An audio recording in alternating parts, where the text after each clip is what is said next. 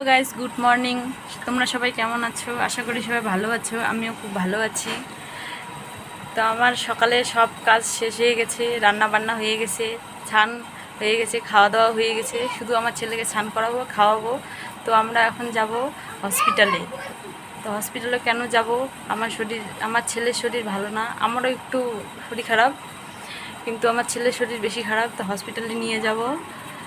তো এখন তোমরা দেখতে থাকো। এই যে আমার ছেলেকে আমি রেডি করাচ্ছি এখন।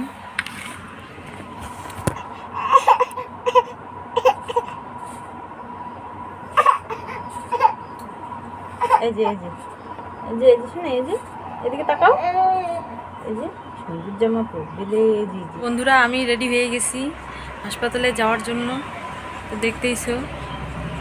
তখন চলো টুকটুকিতে যাওয়া যাক।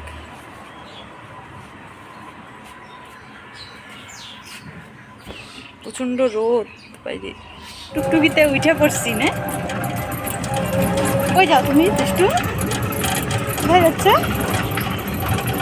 হ্যাঁ, হাসপাতালে পৌঁছে যাচ্ছি, আর 1-1.5 মিনিটের বাকি আছে।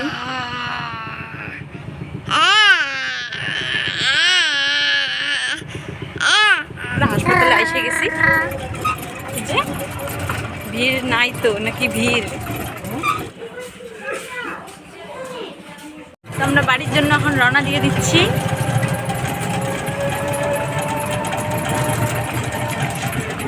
হাসপাতালের কাজ শেষ আমাদের। তো গাইস, আমি বাড়ি পৌঁছে গেছি। এই যে এখন ঘরে ঢুকতেছি। গরম ঘরে।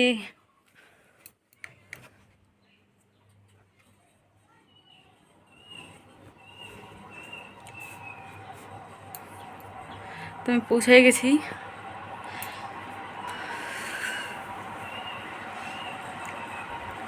তো আমার ছেলের শরীর ভালো না, আমারও শরীর ভালো না, এটা তো তোমাদেরকে বললামই, তোমরা তো শুনলাই।